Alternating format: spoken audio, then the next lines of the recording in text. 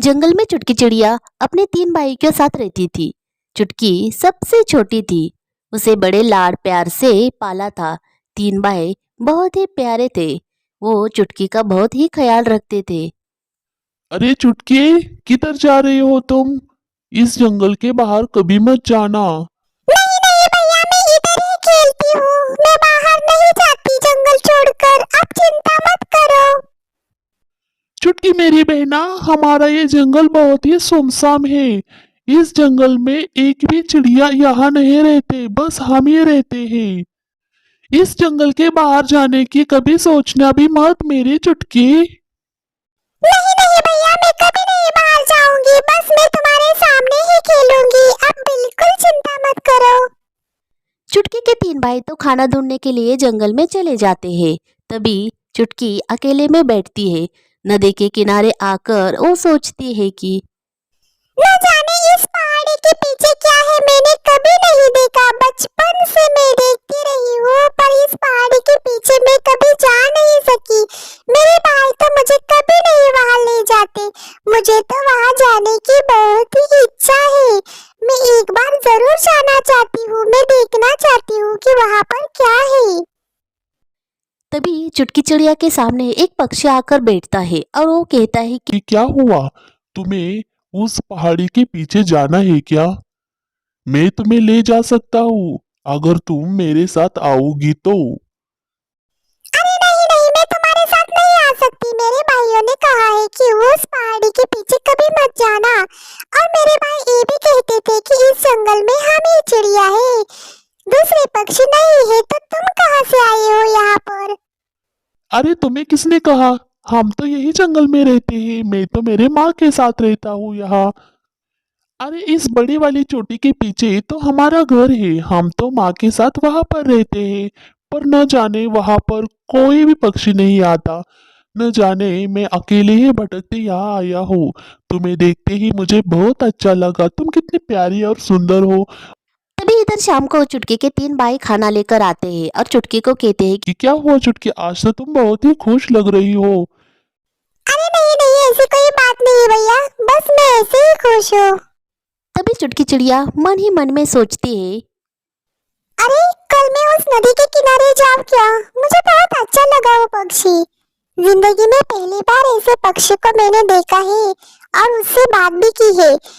अगली सुबह चुटकी चिड़िया फिर से वो नदी के किनारे जाकर बैठती है और वो पक्षी भी चुटकी के सामने ही आकर बैठता है। अरे तुम्हारा नाम क्या है? मेरा नाम तो चुटकी है। मेरा नाम तो चिंटू है। अरे चुटकी, तुम जंगल में क्यों नहीं घूमती? जंगल कितना खूबसूरत है, दिखने में बहुत ही प्यारा और बड़ा लगता है। अरे मुझे घूमने का बहुत ही मन करता है, पर मेरे भाई मेरा बहुत ही ख्याल रखते हैं। वो जंगल से दूर जाने के लिए बहुत डरते हैं।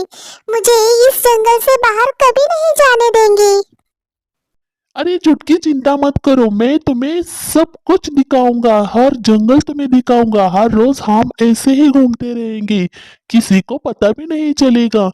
तुम्हारे भाइयों को तो पता भी नहीं चलेगा। हर रोज तुम मुझे यहाँ पर मिलो, हम दोनों मिलकर जंगल घूम कर आएंगे। तभी दोनों जंगल घूमने के लिए निकल पड़ते हैं। वो यहाँ से वहाँ, वहाँ से यहाँ जाते हैं। सारा जंगल देखते हैं। चुटकी को बहुत ही अच्छा लगता है। अरे जिंदगी में मैंने ऐसा नजारा कभी नहीं देखा। मुझे बहुत अच्छा लगा। शाम होते ही वो दोनों अपने अपने घर चले जाते हैं। तभी चुटकी का भाई चुटकी से कहता है कि अरे चुटकी मेरी बहना, इतनी देर से कहाँ थी? कहाँ घूम रही थी बेटा? दूर कभी मत जाना, मैंने कहा था ना। अरे नहीं भैया, मैं तो कहीं नहीं गई। मैं और नदी के किनारे ही बैठी थी। मुझे उस नदी के किनारे बैठना बहुत ही अच्छा लगता है, इसलिए मैं दिन काटती हूँ वहाँ बैठकर। मुझे अच्छा लगता है। तभी शाम होते ही चुटकी चिड़िया के भाई और चुटकी मिलकर खाना खाते हैं और जल्दी से सो जाते हैं। तभी अंधेरी रात में चुटकी को एक साया दिखाई देता है और चुटकी डर के मारे उड़ जाती है और देखती है तो सामने तो चिंटू था। चुटकी उठकर उसे कहती है कि अरे तुम इस वक्त हमारे घर क्यों आए हो? तुम्हारा क्या काम है? मेरे भाई मिलकर तुम्हें मारेंगे। तुम क्यों आए हो यहाँ पर? तभी चिंटू कुछ बोलता नहीं और वहां से चला जाता है। अगली सुबह होते ही चुटकी चिड़िया फिर से वो नदी के किनारे जाकर बैठती है। चुटकी चिड़िया दिन भर चिंटू की राह देखकर फिर वापस अपने घर चली जाती है। घर चले जाते ही वो सोचती है कि अरे वो कौन था? न जाने हर रोज आकर मुझे मिलता था और अचानक से वो गायब ही हो गया।